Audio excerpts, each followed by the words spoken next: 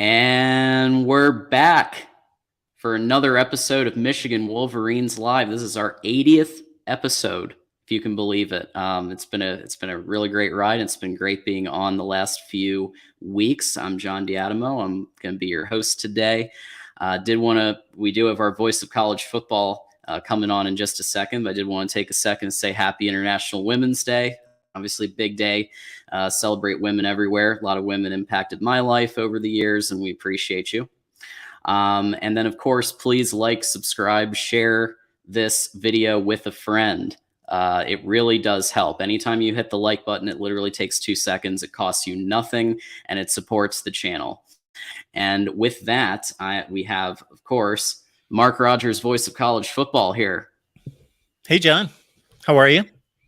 Good to be back again here. Got like a ton of topics here because we're actually in spring ball now, and we've had a few weeks, so it's good to actually see some things pop up and everything. So I know that people are excited. So get rolling on that. Michigan fans will especially be pleased with our approach to covering the spring game, which is not that far away now, April 1st, because Michigan is the only school in the country, the only major school in the country that is playing its spring game on April Fool's Day. And therefore, hey, we're going to do it up big. We're going to do all sorts of, I'm not going to exactly lay it all out. The watch party's on the table, but at least post game for the spring game here with the call-in show. Whereas for the ensuing weeks after that, the 8th, the 15th, the 22nd, the 29th, the next 4 weekends throughout the month, there are going to be 15 and 20 teams playing, and we will do our best to cover everyone, but it's going to be divided attention as opposed to, hey, that first weekend, it's all about the maize and blue. As opposed to the April Fools. That we're going to be paying attention to the Michigan spring game. So hopefully the product on the field is not in the spirit of the holiday that it's going to be on. But we'll cross our fingers there, right?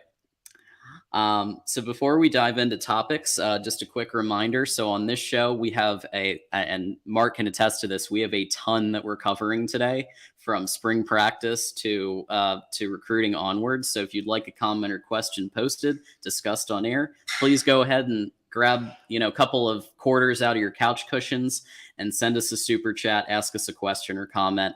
And we also have our Michigan co-host here, Dre, is here with us. Good to see you, Dre. Hello, gentlemen. How's it going? Good. Dre's here. What's going on? Nothing much. Happy to join the show and talk about another week of Michigan football. Obviously, a pretty big week. Began some former Michigan football players. So, and I know we're going to get into it. Some of them, tested, quite well. Oh yeah. There's I'm really excited because we're packing this hour with a ton of content. So people are gonna I think enjoy this one. But I do have we got kind of a hot off the press segment here with just a few things, little tidbits that I've heard from multiple different outlets and sources about how spring practice is going. And one of the big ones is cornerback Marion Walker is shaping up to potentially be the other kind of one of the other starting cornerbacks in addition to Will Johnson. Just even Harbaugh said it himself that he's kind of stacking up to be a starter. So it's obviously really great to have multiple really strong cornerbacks in defense with some of the offenses that Michigan will be facing this year. For sure. I mean, one offense in particular is Ohio State, right? Everything that, we do is built to beat Ohio State. And I would say the fortunate thing for Michigan, as well as a lot of other Big Ten teams, is that there really isn't a lot of passing prowess in this conference. Mm-hmm. So, you don't have to worry. It's not like the Big 12 or, SEC at times where, like, you're not going to get Ole Miss and, the way they like football, right? Alabama, where they like the football. We know how the Big 12 and the Pac-12 can be as well. The Big Ten is a lot more throwback, right? You don't really have a lot of teams that either have the personnel or the scheme to really challenge you. So if you are able to have, two really good corners, that's even better, because for one, you're probably going to be at an advantage schematically. And then also, if they do try to test you, you have the personnel to combat that. So no, I mean that is great news. And anytime you have a departure of really good players such as DJ Turner, it's really good to find kids that can replace that. Absolutely. Yeah. And like you said, high octane Ohio State offense, Penn State's offense looking to be pretty strong as well with their quarterback and the running game that they have. So I really think you need all aspects of Michigan's defense to be top notch next year, if there is the hope of that national title run that everybody's talking about. To just Yeah. give an indication of what kind of athlete we're talking about, I saw this reported somewhere. And when I say Twitter, I mean Twitter was just the outlet. It was reported somewhere legitimately and then just tweeted out where I found it, and then had a conversation with Justin Rowe, and he confirmed it as well, that Walker's 3-cone drill time at Michigan would have set an NFL combine record. Wow. What's interesting about that, Mark, is that, and we're going to get into this later, but, if you would have said last year about another player, I would have been like, well, maybe, the Michigan clocks that they're using are a little fast to make things look a little bit better. But I remember preseason on the Bruce Feldman athletic freak list, Turner and Monty Smith were on that list. And I think DJ Turner was clocked as running a 4.2 something. I can't remember exactly what it was. And I'm really 4.27. interested Yeah. to see what that translates on the field. Yeah. And it looks like that is legitimate. He really does run that fast. So, hey, if they said Marion Walker, as a cone drill that quick, that's really good for, for the field results. The 3 fastest quarterback times at the NFL Combine were from Big Ten players. That's really that's a interesting. statement right there. That's shocking. It really is. It is. I mean, you wouldn't think. I mean, I don't know where. I have to. Isn't DJ from Georgia? If I'm not mistaken, I think he's from. So he's a kid from down south. So I think so. I'm not sure about Witherspoon or Porter Jr. Yeah, Georgia. Mm-hmm. I just checked that not long ago. Pretty sure DJ Turner's from Georgia. Okay, so all right. Well, okay, those are Southern kids then. Not that you can't get kids to be fast from the Midwest, but it's a little bit different. That Southern speed. Absolutely. And we do have to mention, of course, we try to keep it balanced on this show. We are also hearing that the running game is struggling. Not a huge surprise given the fact that both Blake Corum and Donovan Edwards are out for spring.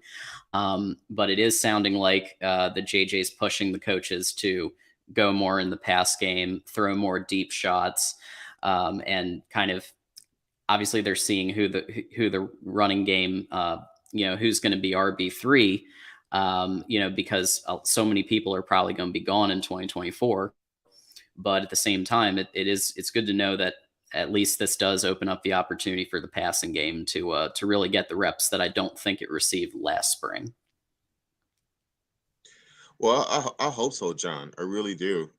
You never want to hear, that one of your strengths is falling behind a little bit.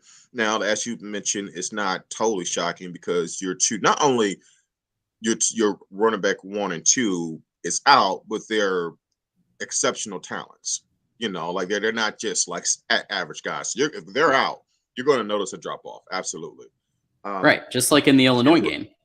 Absolutely. Yes. Yeah. You saw when Blake went out, I was there, you were there, Des was there. And, you saw how the Michigan offense sputtered after his departure. What I will say though is Preston Stokes is that earlier in the year last year, especially during the Cup, the schedule getting time until he had a fumble, I believe, because Hawaii or Connecticut, I can't remember exactly which opponent, but he had a fumble in that game, and he pretty much lost a tremendous amount of playing time after that. Blake Corum took the bulk of the carries, especially while Dalvin Edwards was recovering from his injury. So he's definitely, I would assume he's going to be one of those guys who had an edge on the running back, the third string spot.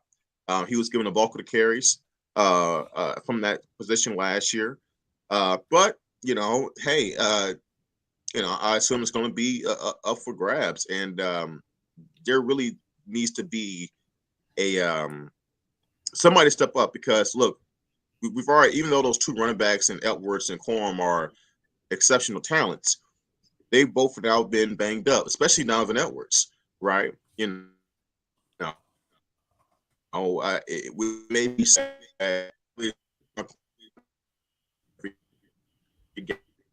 game, hope not the case, but that's a possibility. So Blake Corum, if he comes the is was coach our guy.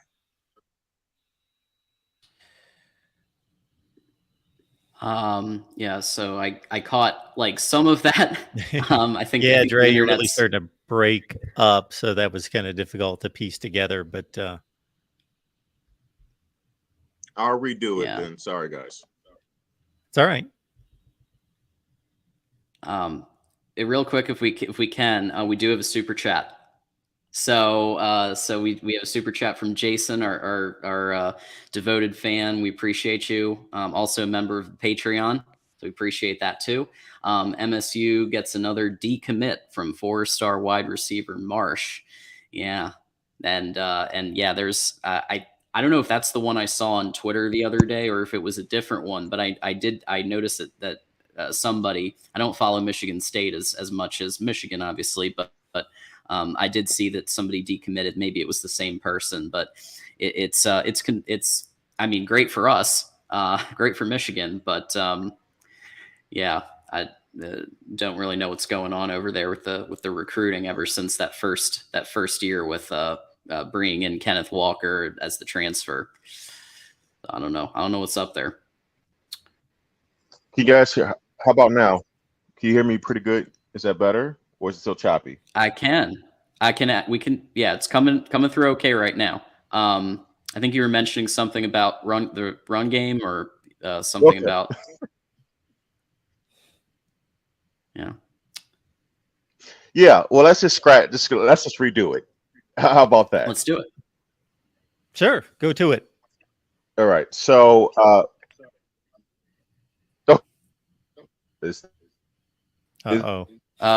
Yeah. I think we're in the same issue. I don't think it has anything to do with your mic. It's the Wi-Fi. Okay. Well, you guys keep going. I'm here. I'll chime in. Don't let me derail. Okay. So we did hear from ESPN a couple hours ago. They are naming Cole Cabana one of the newcomers to watch. So that is, on the flip side, that is something encouraging, I guess, to hear. And that's not the only source saying Cole Cabana can play. So just something to keep in mind on the positive side of the run game. We did mention at the start of the show, get your calendars. The spring game is in fact April Fool's Day, Saturday, April 1st. Let's hope that the play on the field can overcome the holiday. But yeah, so definitely tune in. And I know Mark said Voice of College Football is going to be covering all the spring games, and Michigan kind of has its own little slot there. So that's very exciting. I don't know, Dre, if you heard, but we have a merch site now, the Voice of College Football merch site. So you can get yourself some Mark Rogers merch for yourself, your family, your friends, everybody. You can deck everybody out in some Mark Rogers merch, and you can sort by best selling. So you can see that the mug maybe my unboxing helped a little, maybe not, who knows, but the mug helped. We got the mug, we got the t-shirt, we got all kinds of good quality merchandise here. And if you get multiple items, then you can actually get a percentage off. So got the Voice of College Football coffee mug right here. Check it all out. A little Mark Rogers swag. I like that. I like it. Good look. Absolutely. Everybody can use a coffee mug, even if you don't drink coffee. I put my OJ in my mug. Yeah, and I'm a mug collector. I got quite a few of them, and it's good quality stuff. And get a refreshing beverage or two in there. Why not? I put the link in the chat as well, so anybody can literally just hot link straight over there and get themselves something. Check it out. Okay, here we go. John, before we move on, the Cole Cabana listing by ESPN. Yeah. So the only thing that's curious to me here is that I have no issue with the evaluation of Cole Cabana. I've heard great things as well. I have no issue with that projection in terms of how much he can control in his individual development. Right. But as it pertains to what's needed on the team, I find it difficult to believe that if the two studs stay in play, that he's really going to be a newcomer to watch because he's going to be watching from the sidelines. So I would think that there would be other spots and other positions through the transfer portal, through the 23 recruiting class that are going to be pressed into duty, probably more so than he is. Yeah. Definitely not claiming ESPN is the gospel on these things. Your former employer, but at the same time, it's at least it's something to look at when we're also talking about how the running game is struggling, so I think, newcomer to watch. How do they come up with that? Is it just new recruits? Is it transfers? Is it everybody? Because if it's transfers, then Ladarius Henderson has to be up there, right? The Arizona State is one of the potentially, almost definitely going to be a starter on the O line. So so he would be somebody to watch very carefully, I think, too. They tend to do well with transfer portal O line. Obviously, Olu this last year, he's been he lit it up this year. Yeah, I think depending on a true freshman to make an impact is not set in gravy or sprinkles on a Sunday, right? But I don't think they bet any kind of impact. If anything, I want Cole Cabana to on building his body and being ready more so in next year, where I think we're going to lose two running backs, not just one, and both Edward Blake Corum. Yeah, that's a big potential impact. That's why you're right. Like finding that third string right now is so important because it's very possible, in fact, likely that we lose both Corum and Edwards after 2023. This almost feels like a last dance type of situation where they bring back 81% returning production, fifth in the country, and that's pretty good for Michigan. That's normally there's a lot of folks that go to the NFL and graduate, et cetera, et cetera. So 81% and Blake Corum coming back. So you got to expect that there's going to be some pretty major turnover coming up. So yeah, really got to look at that third slot carefully. Yeah, it's a top 5 production figure in college football. And with the recruiting being a bit lackluster, I don't necessarily, I'm not going to go out there to call it in this manner right this second, but it's starting to look like a deciding year for Michigan, a year of this group needs to get it done. It's true. And this has been a topic a couple of weeks, national title or bust kind of discussion. You got Blake Corum, who was injured in for the TCU game, so that makes the difference, right? Those of you didn't see the Big Ten live show, definitely check the Big Ten live show out every Monday starting at 6 with Mark. But that was a discussion topic there.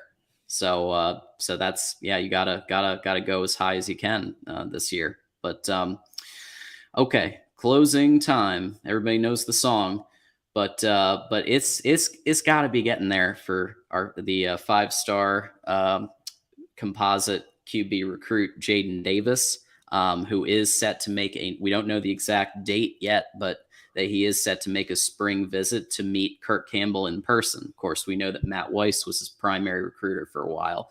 Matt Weiss had some issues, no longer at the university. Now Kirk Campbell, Jadyn said on a show, on an interview, that he wants to really get some FaceTime with him, and that may impact his decision. But with a 88% projection to Michigan and 5 crystal balls, that's it's looking promising. It's just can Michigan close on this guy?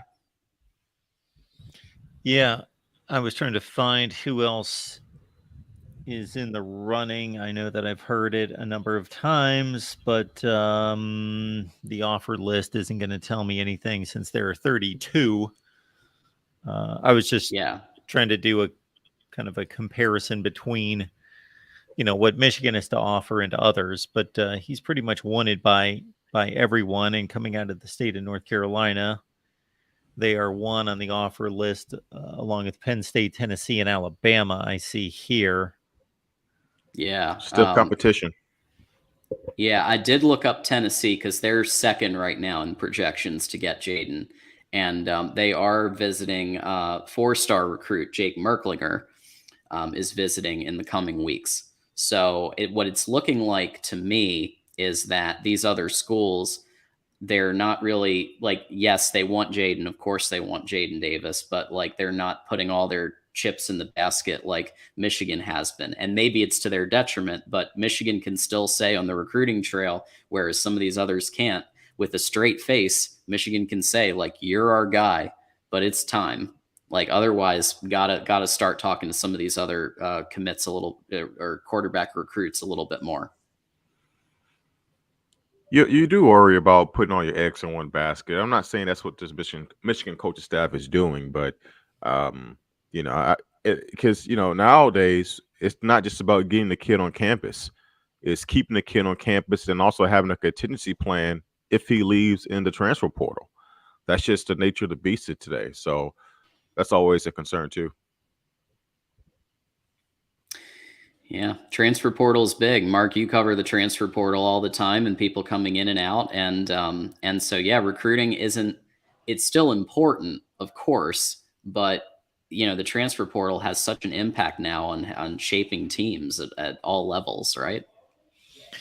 Yeah, and what Dre's talking about right there is even trickier than it's always been. But that initial component has always been there, that if you're, regardless of what level you're at, but I think it's even more tenuous and delicate at the highest levels, because you're dealing with a 5-star and he's looking at seriously looking at 3 or 4 other top-notch schools. But if you drive all your resources, all your relationship building, everything toward him, he lets you down, then you're scrambling for something else. But at the same time, if you're giving it the optics of your courting 2 quarterbacks at that level at the same time, then neither one of them is going to necessarily trust you to be fully on board with them. And then, well, it didn't affect Texas, Mark. They were able to get, bring in every situation is different. Yeah, I know. I'm just saying, generalities. Right. I got you. Yep. Yeah. You're right. It all depends, because we see these quarterbacks sometimes flee competition, and if they're really that good, they're going to find competition just about anywhere. So Quinn Ewers left Ohio State because he couldn't start, and he goes and he runs into Hudson Card initially, and now it's going to be Arch Manning and Malik Murphy's a 5-star. They're loaded with 5-stars. Shoot, Georgia's got 3 of them right now competing for a job. Rich get richer. The rich get richer, and it goes back to, when we talked about, earlier this year when Michigan's chances versus Georgia, and, how realistic was it for them to win a national title. It's funny, Mark, you just saying that, the amount of 5-stars, a quarterback position at Georgia, right? It's like, gosh, here we're scrambling, scrapping, trying to get one. Yeah, trying to embarrassment get of one. riches over there. Right. They're like, well, hey, take your pick. This kid's a runner, this kid's a passer. Hey, if one of them leaves, we'll just bring another one. Bring another one in. You guys brought up. I didn't get the chance. I didn't get a chance to comment earlier when there was like the decommit for MSU. Right. We'll bring back up that super I think this is chat. Right. I think this is a pivotal year for, not we don't want it to be, but this is, I think, a pretty pivotal year for why am I on a big coach? I should know his name. What is wrong with me? Don't just give me 10 seconds. Tucker. Why am I? Oh, thank you. Wow, that's wow, total mind blank there. But no, I mean, look, you really had the one year, the kind of magic fairy dust, and 2 years ago when he, Kenneth Walker the third, got him for Porter, and other than that, MSU's really kind of been down, and it's gonna be interesting. He's came to the to campus. He's kind of used different types of recruiting tactics, taking cool pictures with recruits and stuff like that. And I'm not going to knock him for it. He's trying to do whatever he can do to entice kids to get on campus. But very similar with Texas A&M, slightly for different reasons. Now you have to get these kids on campus, but keep them there, right? And the best way to do that is by winning and also playing. Just fact of the matter is you have to play to some of these kids' egos. They're going to leave, right? So, just from a rivalry standpoint, I am interested to see, it really plays out with you. I feel very good about going to East Lansing and winning this year. Their quarterback position is a question. How gung ho everybody is about. They lost Jalen Reed. They did their other receiver, but for the most part, I mean, it's one of those things where it's gonna be pivotal for them, and it makes you feel pretty good, John, that it's really not anybody outside of Ohio State in this conference that I'm really batting an eye to, and I'm not trying to be disrespectful, but maybe Penn State, but everybody else is really kind of in that area where they're trying to figure themselves out, right? They're trying to get those building blocks going. We were there, right? So I'm not talking down to anyone, but we have the most continuity and I think the most momentum on any other team. Yeah, it wasn't that long ago. Yeah. In the dumpster fire of Brady Hoke, and then you have Jim Harbaugh having to build things back up, and in retrospect to that, 10 wins that first year. So Mike made a good point. Mike has been a friend of the show and has been a great supporter, and we appreciate you. So that's why I'm showing this one. The U of M NIL approach is more like a show me contract. Well, yeah, it's called transformational, not transactional, right? And so for most of these players, what they're being told is, if you prove it on the field, then you could look at what Blake Corum, look at what JJ is doing. If you prove it on the field, you could make some serious dough. But for the top recruits like Jadyn Davis and some of these 5-star talent, like they're getting offered money that's going to help their families. That's going to help. This is money that they haven't seen. That is going to change their life now. So tomorrow is never promised. So that's the struggle. Tomorrow is never promised.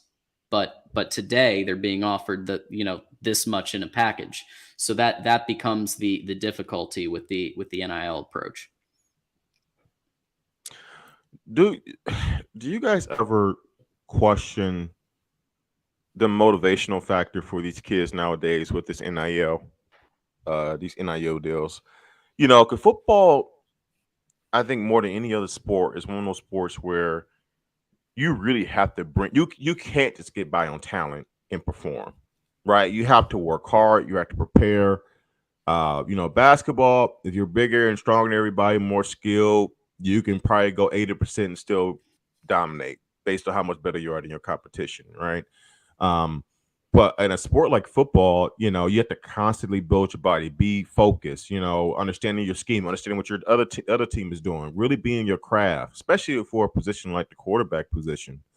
I do wonder long term, if you're an 18-year-old kid, do you have the maturity to be able to get the red carpet rolled out for you, not only in terms of attention but financially?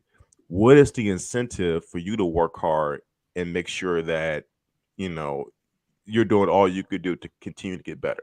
I'm not knocking it, but I do question it, right? I could imagine being that age and having, think about this, an 18-year-old kid now, 5-star quarterback, can get an NIL deal that will put them in what, the 90th percentile in top earnings in this country compared to other adults, right? I mean, like, how do you really handle that? It's really interesting, you know? Yeah. Well, Cade McNamara mentioned something to this effect on the Jordan Palmer podcast, and I've mentioned that a couple times because it's one of the few looks that we've gotten from a player perspective at the NIL situation when it comes to recruiting. And he said that, like, you know, that they'll tell you one thing, that you can expect this much money, but then you know, they'll tell you anything in recruiting to get you in. But then once you're in, then it becomes a whole other matter. So what Iowa and Nebraska and others are doing is they're basically setting aside amounts for each position group. If you are a linebacker, you get 25K or whatever. I don't know if that's the actual amount, but like, they're setting aside amounts in different ways. So that's how Iowa, for example, does it. So, you know, this is Jay Marion is spot on. We talked about this on Big Ten Live too. Get the money, get the bag, help your family, help yourself, help your friends, and then transfer to where you actually want to go and get your degree, potentially, right? And so Dante and others could absolutely be in play for Michigan. I completely agree. I completely agree. I think it's imperative that now that these coaches, especially that focus more on recruiting on your staff, that you always keep in contact. Maybe you can't do it directly, but in back channels with these kids and their family members. Like, hey, if I'm, you know, whoever's doing the bulk of recruiting for, you know, who did it for Dante Moore or for Carr. You know, never lose that point of contact. You just never know. I'll do some occasional check-ins. Hey, you know, how's he feeling? How's he doing there? You know, just checking in, let you know that, you know, we're always are interested and, you know, and love, you know, just keep us in mind if you ever have a change of heart. I would definitely do that because, you know, now it's like you just never know. You know, let's say I don't think it would happen. Let's say Marcus Freeman gets canned. You know, that Notre Dame has another slow start to the year, maybe a disaster, right? He gets canned from Notre Dame. You know, could you be in the running for CJ Carr again? Who knows, right? You know, so it's one of those things where it's both scary and an opportunity for the way the transfer portal works, you know. Absolutely. Every Monday at 6 p.m. Eastern, don't miss Big Ten Live with Mark, voice of college football. He's going to have guests from the media, and you can call in and bring your best, bring your A game for this. Bring your Big Ten spirit, bring your analysis, your insight. This first show was awesome. Loved being a part of it. Mark did the first 2 hours, and I took the closing shift, so to speak, as guest host, and we had some really great callers. We had John Johnston from Corn Nation called in, which was really, really cool, as well as some of our regular members of the community. So it was really fun. Check it out. It's a great time, and we love doing that. Okay. So it's always great when you're in a situation where you're looking at potentially losing a lot of talent to the NFL. Well, a lot of those players are going to want to have a lot of coaches on the staff that have NFL experience and have NFL connections. And that's why I think that Mike Mallory returning to Michigan, and of course he played at Michigan, returning to Michigan is a really great move because of just the amount of the players that are most likely going to be looking at the NFL after this year.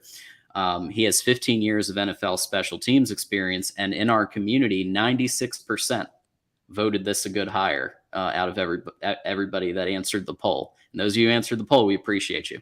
So, what do we think about Mike Mallory coming back and just the vibe that we're getting of like, okay, if you want to go to the NFL, this is a program that you can come to and learn a lot from people who've been there. Well, look, I got to give Jim a lot of credit. He's done a heck of a job with reshuffling his staff after 2020. Really, he's done a heck of a job of reshuffling his staff and bringing in a lot of guys with NFL experience, and it's done wonders for this program. And so anybody that he brings either back or brings on a new person on board, his recent track record says that it's going to pay off, right? And I 100% agree with you, John.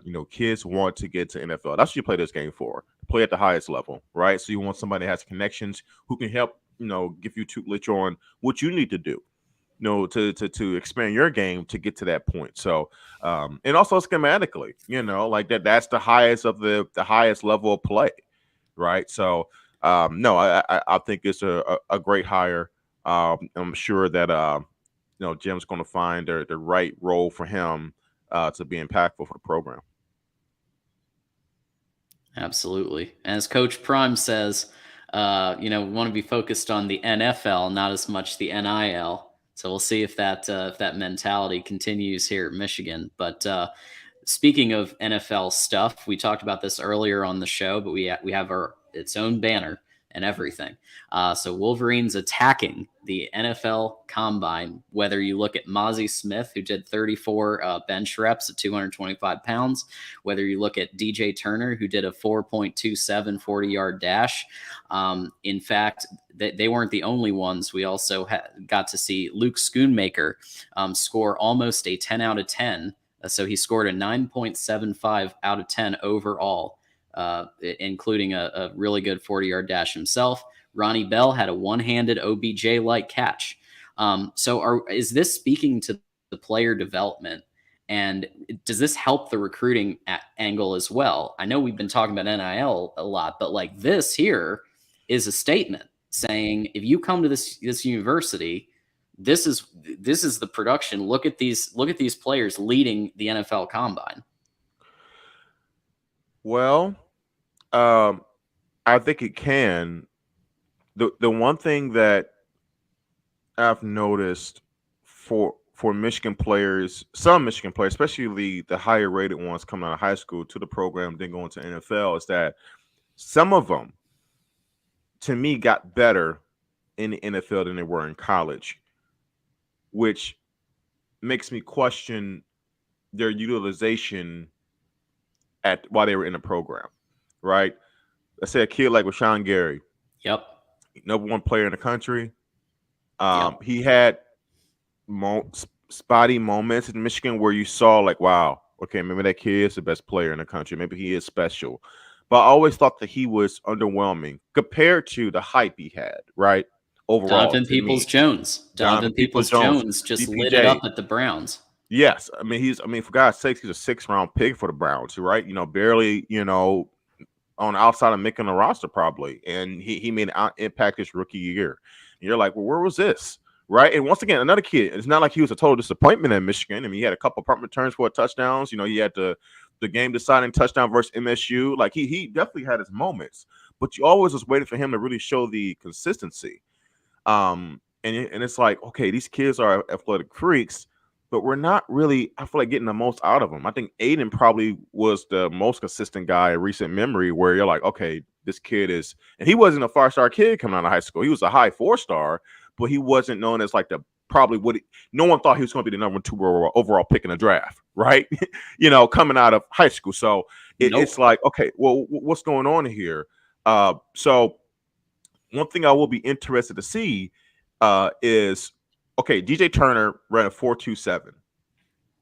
Is it tough to see how fast a corner is play to play?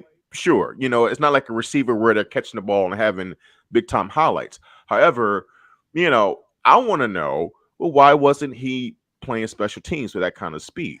Right. I think it's fair for me to question those things.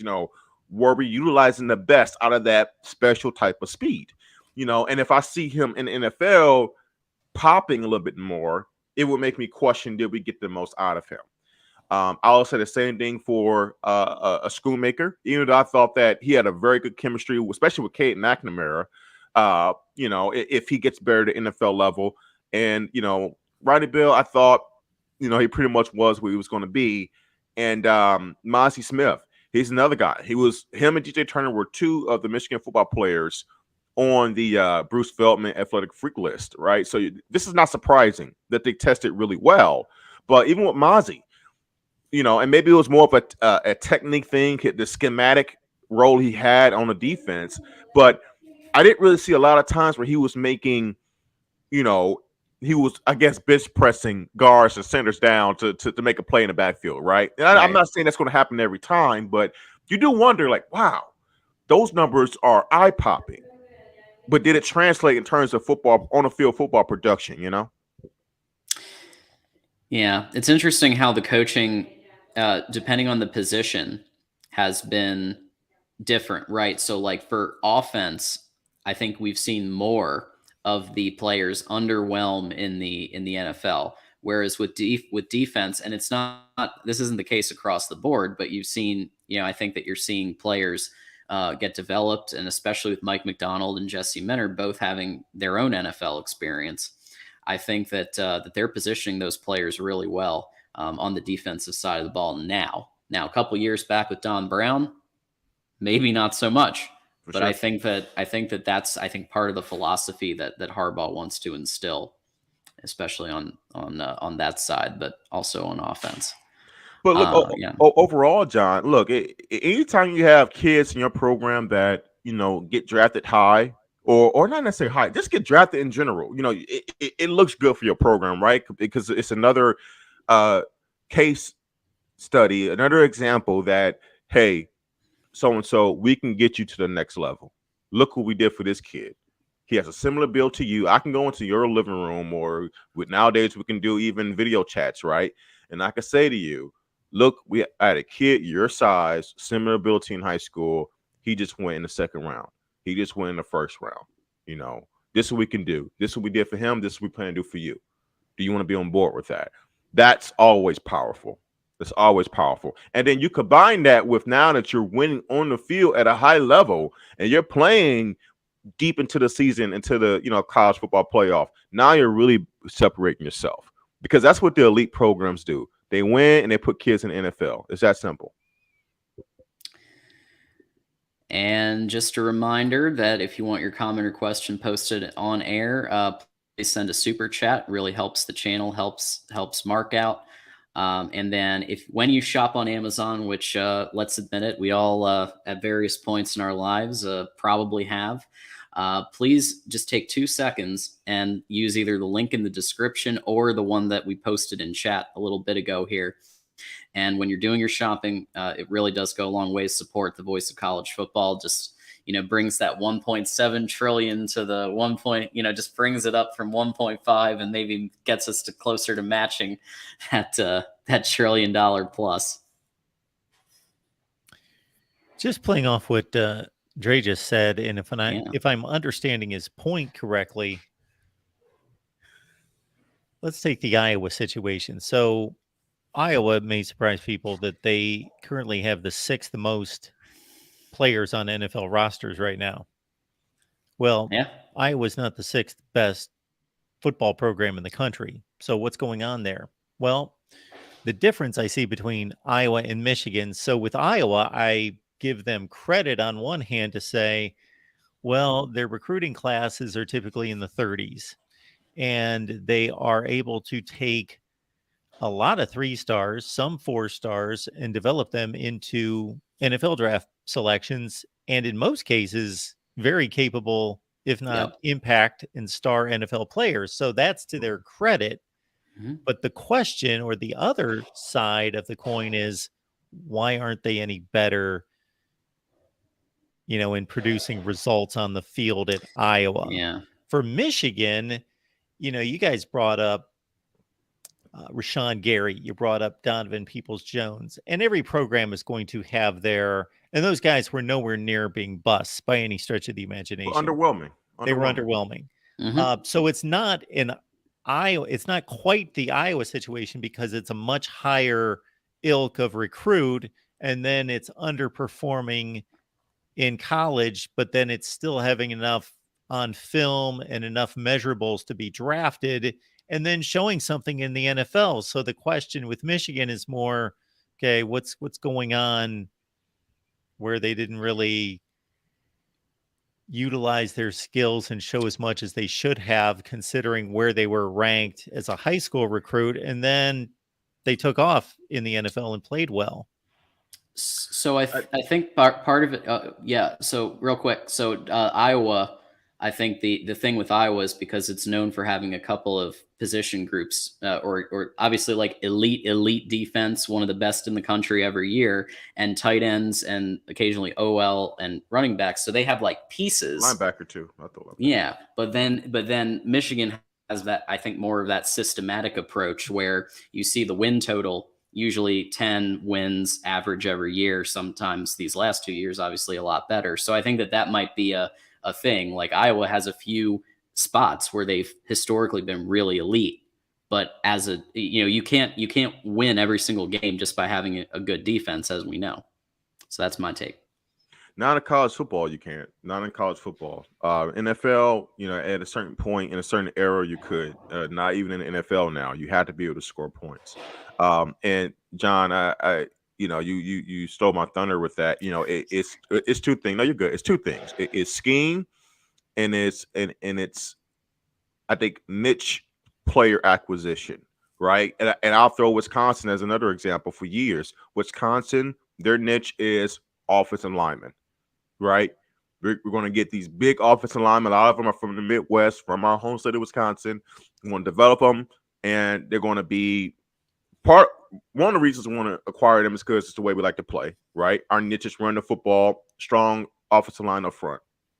So that goes to how what they look for and how they develop, and you see that translate on the college level and also in the NFL typically. And I think Iowa is very similar to that. Right. Tight ends, I mean, the list goes on and on. TJ Hawkinson, George Kittle, why am I drawing a blank? Noah Fant, those are just guys in recent memory. What's Jack Kittle's Campbell? a big one. Yeah, Kittle. Jack Campbell is going to be in this All-American linebacker, right? They just do a really good job with, like you said, John, with certain positional groups. And so, but unfortunately, to win on the highest level in college football, their niche just is not in the right positional group, I think, right? And then even if they did somehow, by some miracle, some kid born in Iowa City who grows up saying, and it's a 5-star quarterback, and he always wants to play for Iowa. Let's say they get that kid. Chances are he never plays to his potential because of the broken scheme that they run, right? So they will always be limited. Now, for a program like Michigan, I think that even though they don't have as much of a niche in terms of we only acquire these type of players, I do believe that, especially for Jim Harbaugh, he runs his offense a certain way. And even if he does have premium talent, the con to the way he runs his offense doesn't always allow those talents to be diversified the way they need to be put. I know I try to put that as eloquently as I can. No, you're exactly right. And so I think there's different reasons why, you see that disparity with some of these guys to go to different levels. But I actually think that Michigan, and I'm not shocked by that, as Iowa does a pretty good job in terms of player development. Penn State as well. Penn State puts a lot of, I don't know if you know this offhand, Mark. I'll be interested to know how many current Penn State players are in the NFL. I would assume they're up there as well. I feel like there's at least one or two guys that go in the first round alone every year. So, Absolutely. Yeah. But they're also recruiting at a level that you would expect that right. to be the case. Yeah. We have another super chat from Jason. Mozzie Smith puzzles me because he has elite strength to play at the next level, but he's missing something that could make him really special. Thoughts? Yeah, that's what I was saying earlier. Factor. Yeah. Yeah, it's because there's a lot that goes in, and actually, I need to go back and look at that Bruce Feldman list and actually see what was the actual production of those guys, once the year started. But there's a lot that goes into being a really good football player besides just being able to bench a ton and running really fast, right? There's football IQ, there's technique, there's coachability. There's so much that goes into it, I'm not saying that Mozzie Smith doesn't have one or the other of those intangibles, but those are the things that you begin to question where you don't quite see the raw physical ability translate to on-the-field production. Now, look, there's a good chance maybe he goes to NFL, gets into the right program in NFL, and he becomes an all-pro nose tackle. He becomes Vince Wilfork. Who knows? Very possible, but he's one, and I will admit it's kind of tough sometimes for interior linemen to always be to make pop plays. When I say pop plays, I'm talking about tackles for loss in the backfield or strip sacks, disruptive plays. Right, a lot of times they do the dirty work. They have certain gap integrity, take a certain roles on the defense, allow other guys to make plays, especially the linebacker group. But you do question that you don't see enough of the big time plays. Yeah, it's just that it factor sometimes. And, part of it's on coaching, I think, at times. I think we've seen that. I think we've seen, like we've said, it's kind of been a theme of the show today where we talked about maybe being underwhelming in the NFL underwhelming in college versus what we see in the NFL. And so who knows what'll happen. Maybe Mozzie breaks out to the level where he's another one that becomes somebody who's on Sports Center all the time. But and he doesn't have to. There's no shame, and you could be a very impactful player by being like I said, having gap integrity. Case in point, right? One of the things that helped a really good Eagles defense get even better, was the acquisition of a big fella out of Georgia last year. I don't know why his name's escaping me right now, but is the last name Davis? Well, why am I drawing a blank? Guys, help me out. I'm just not.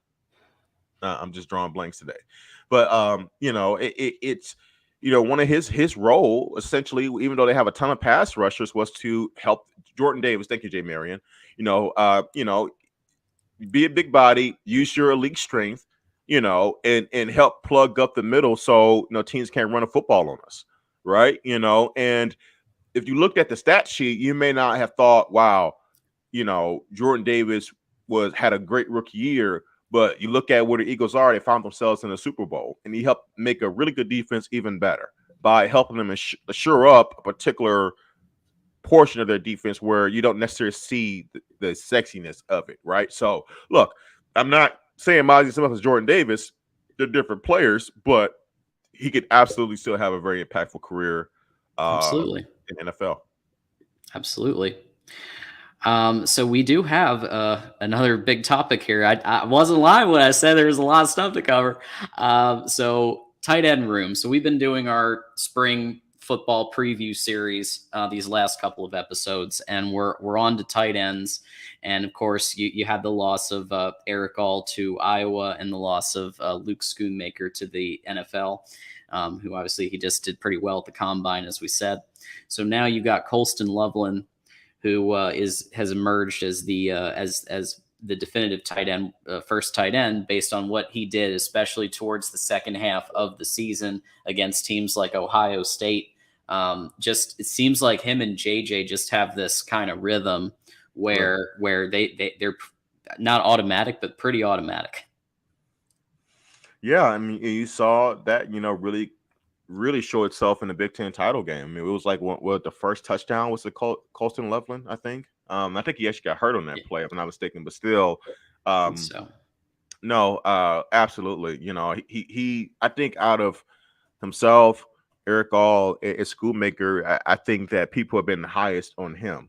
And both those two guys, is Schoolmaker and Eric All, were very productive tight ends. yep, So you Colston were Loveland right. can First yeah, play, yeah, first touchdown was Colston Loveland.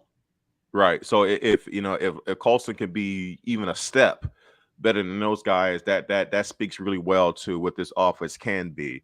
And look, I can't stress this enough, John. It is imperative that JJ in this passing game gets more proficient.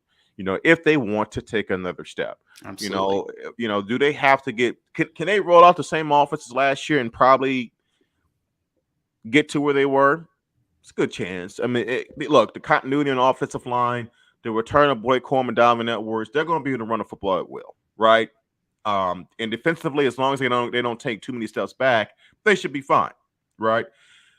But I just think for the type of arm that JJ has, the running ability that he has, I can't stress enough that there is more juice out of fruit that could be squeezed. And I just would really, it'll feel really underwhelming and disappointing to me if I don't see them open up the playbook and be a little bit more efficient with doing so. Well, with the additional reps that they're getting in spring, I mean, you remember Right. JJ was out all of Right. spring He was hurt. Yeah, his last shoulder got year. shut down. Yeah, that's Cade right. was running the offense, Correct. and we know that he has limitations. Yeah. So this apparently JJ is doing extremely well in spring ball, and they're trying to get him to throw to Cornelius Johnson a lot. Apparently Cornelius has a lot of as rightfully so, a lot more confidence now after what he did, especially against teams like Ohio State. So they're really, I think, trying to set up more complex passing concepts, especially for games against Penn State, Michigan State, Ohio State, and then the postseason. Yeah. Yeah, and what I really would like to see is, of course, you want the number one thing is everyone stay healthy, right? You want guys who are banged up to get healthy, and you want guys who are healthy to stay healthy. But especially when the season, gets started and they have that weaker schedule, let's see some new wrinkles, right? Let's really see what we can do. And no, we know. Look, there is a certain cap to what Jim Harbaugh is going to allow, right? So I'm not expecting something that's not realistic, but. Yeah. It's not Ryan Day off. We're not right, expecting. No, we're Ryan not Day expecting that. It's not going to be that. Lincoln right? Riley. But yeah, No. yes. But diversification. Diversification. Just have different ways you could punch.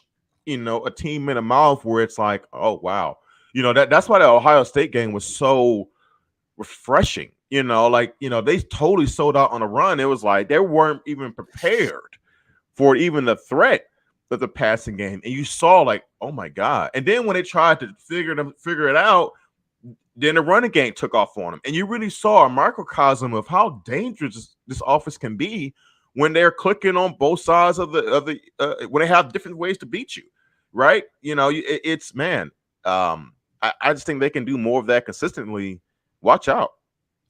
Yeah, I don't necessarily blame Ohio State because, especially, we were both live at the Illinois game and we saw firsthand that nothing was happening when Blake Corum got injured, right? Oh my gosh, yeah. And I don't necessarily blame Ohio State for selling out to that degree to stop the run because Michigan just hadn't proved up to that point, really, that other than against, really the really tough opponents like Hawaii. Right. But other than the really tough, like Hawaii type opponents, there was a lot of struggle opening things up, right? So I don't necessarily blame them, but I do think that Knowles in the second year is going to get a little smarter. I think Ryan Day is apparently pushing for him to account for the passing game a little bit more because JJ can throw the deep ball, and he's proven he can now throw the deep ball. Well, for for us, I really hope he doesn't. No, keep doing the same mistake, and Yeah, keep doing what you're doing, man. yeah, we're gladly take advantage of it all day and go for this repeat. I can't believe, John. I cannot believe that those words coming out of my are like, if I would sound like a broken record Oh, if you yeah. would have said this to me 2 years ago. I would have said you are nuts. That going into the 2023 season, that Michigan will be looking to repeat as Big Ten champions and beating Ohio State for a third year in a row. It's an incredible place to be. In terms of the Big Ten, we are the king, and Yep. it's what it is. Yep. Now it's like, okay, we're here. How do we stay here, right? Because now you're going to get everyone's best shot. Like, most teams want to beat Michigan anyway. It's just one of those programs where you beat University of Michigan, it's bragging rights, right? Right. But especially when you're at the top, everybody's coming for you in this conference. So, Mhm. and you do. Antoine loves eating his cupcakes, whatever, man. I'll enjoy some with you, man. I'll enjoy some with you, earlier this year. But, I don't want guys to get lost in the sauce in especially when the Big Ten title play starts, because you don't want to be sleepwalking because things get too easy and other teams are giving you the best shot, and all of a sudden you find yourself in a dog fight, right? So those are some of those things you need to be wary of. GOJ, you're well aware of that. Being an Ohio State fan, you guys have been dealing with being at the top for a long time, so I'm sure what that's like, but not now. Yeah. And these two, so I actually set this up ahead of time, but Mike G is right on the money here, with at least to put the question out there, to push Loveland to wide receiver, because as Donovan All, those of you who remember, Donovan All, he was complimentary to Luke Schoonmaker, but basically said Loveland couldn't block worth a damn. I think those were the exact words. So there, I wouldn't be completely shocked if eventually, not in September, but eventually he's moved to kind of a wide receiver type role, depending on the blocking ability. Yeah. Well, look, it's always dangerous when you have especially the tight end position, where they are a little bit more one-sided in their skill set, because, and I see this more on the NFL level, if they get subbed out for more of a blocking style tight end, it's a little bit easier for the defense to kind of key on what you're trying to do, as opposed to a tight end who can do a little bit of both, where, right, you're like, oh, are they passing, are they running, right? So it's always a little bit dangerous when you do that. But look, anytime, if Loveland really is that big of a dynamic pass catcher, any way you can line them up that creates a mismatch with a DB, I'm all for it, right? And give him a chance to get an advantage on the outside. Maybe you could take advantage of it. Antoine, I think you're on to something there. He is a rookie. He's still young. He can develop his blocking. Let's see, and let's not forget that we have two other tight ends who can block pretty well. AJ Barner, transfer from Indiana, who did have 28 receptions and could easily see him taking like a Schoonmaker type role in this offense. That's something people aren't really talking about him, because all the focus has been on Colston Loveland and what he did in those last couple of games. But AJ Barner is a legit tight end, and he can easily be the second kind of a tight end too. If you're doing like a 2 tight end set, you can easily have Colston Loveland on one side, AJ on the other side, for sure. So he can block, and Max Bredesen is another one who they primarily use him as a blocker. We remember Ben Bredesen. He could make some moves, and his brother can too on the blocking side. So He maybe can block pretty well, yeah. Yeah, so maybe Colston Loveland does take a couple of snaps at like a wide receiver slot from time to time. You go in the Y position potentially. You just give yourself that opportunity to become. You got to use his skill set, and his skill set is he's really good with JJ in terms of receptions. And then you have these two who are proven to block pretty well. Well, one thing that should give you some pretty good solace about Loveland getting better with his blocking is that this coaching staff does a great job obviously a developing offensive lineman, helping develop their technical blocking. So, I'm sure he's going to get the right tutelage to improve that skill set. Now, some of that will depend on him, his actual abilities, in that area, but it's not something that I think is going to hinder this offense in any way.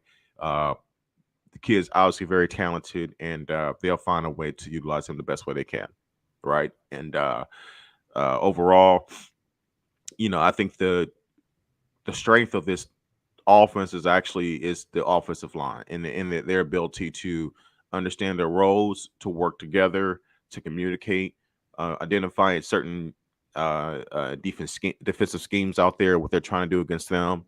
And as long as they're majority healthy throughout this year, they'll be just fine. Absolutely. LFG wish that Harbaugh would let his offense pass more. He darn sure did that at Stanford. Yeah, with Andrew Luck. Right. Just got to mention that. Right. A little caveat. One of the best, one of probably the best college football quarterbacks of all time. Not the, but one of. Yep. Right. A little caveat there. For sure. Yeah, for sure. Yeah. At the farm was built around throwing to the tight ends, and yes, they ran the ball too. And I would argue, and Steve Deace has said this, Harbaugh has mostly taken the 2009 Stanford offensive playbook and started using it in 2021 when his job was on the line. He said, "Look, we're going to take the Stanford 09 playbook and we're going to run it." And Gaddis has a couple of plays he can call from that, but basically that's what kind of started to happen from 2021 onward.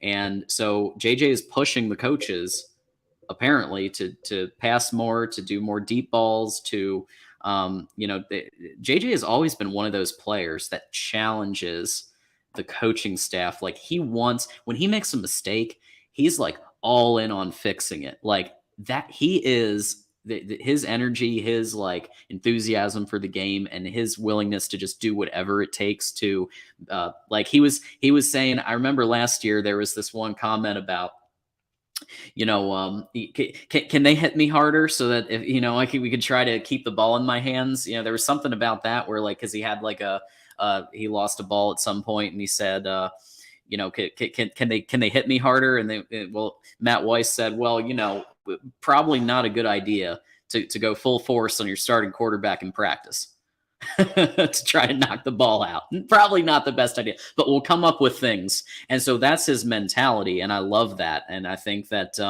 so I think that when you LFG, when you talked about Stanford, I think you're right on there. And we should hopefully see some of those concepts additionally this year. Antoine, thank you for your Sorry, Dre. Go ahead. No, you're fine. I would say no. I think the best both the college and NFL levels, to me, the best offenses have a quarterback and a coach and a head coach that are collaborative, right? Think about Pat Mahomes and the Kansas City Chiefs and Andy Reid. That it also speaks to ownership of an offense, right? That tells me that JJ, because if you're gonna have the gumption to challenge your head coach on what you guys can do with your offense, that tells me you probably understand the offense through and through. So, that's a great sign that, hey, I understand the offense. I know what we can do, but I think we can do this, and this. Well, hey, if that's the case, that's a really good sign for Michigan. Really good sign. Absolutely. Okay, so Antoine, thank you for your super chat, man. Those of you who've been giving super chats today, we really appreciate you because it really does help the channel. We got a beast coming. His name is Hogan. Tight end, blocks like an offensive tackle and catches like a wideout. Check him out. Yeah. So, and Hogan's from Washington. That's interesting. Okay, Jason. Cool. Yeah.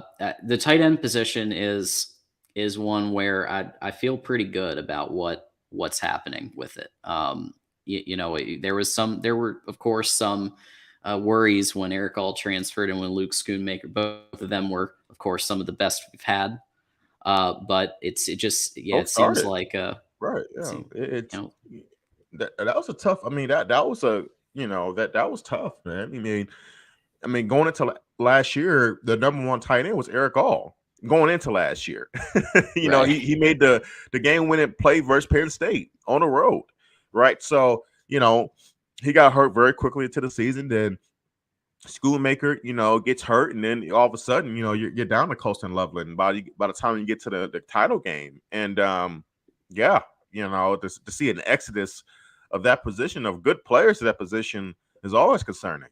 No matter what you have behind them, it's tough to continually, replenish the positional group, especially when it's one of your strengths. But they've done a pretty good job, and I feel pretty good about, AJ Barner, from Indiana, like that's experience. You can't coach that you have to go through that. Right. So to have him there as, as that second guy, to presume that, of course, that's big. It really is. Absolutely. Reminder to those of you who haven't yet, join the Patreon. It's only $5 and it helps Mark a lot. And you find it in your couch cushions, $5 a month. What's really cool about the Patreon is we have the 24/7 Discord chat, and we're always talking on there. We're always talking football all year round, and it has become a community. So like I've actually gotten on a lot of other shows based on people posting StreamYard links in the Discord and other things in the Discord, and hey, we're gonna do Jeopardy tonight, we're gonna do trivia tonight, we're gonna have a watch party. There's a lot going on there, and it's only $5. And I think what you get for $5 compared to almost any other Patreon that's out there is pretty awesome. All right. So one more time, and we're going to save O-line for next week because we're already a little past, but I do want to just remind everybody a couple things. Check out Big Ten Live, Mondays at 6. And what are you doing out there in the world to beat Ohio State today? Well, one thing that you can do that's very simple is to subscribe to Michigan Football at the Voice of College Football, because right now we're about 1,000 subscribers underneath Ohio State. And to me, that's just not the leaders and the best. Got to get up there past Ohio State and beat them. Have the channel reflect what reality is right now. Hey, I can say that now. Absolutely. Hey, 2 in a row and hopefully 3 at the big house.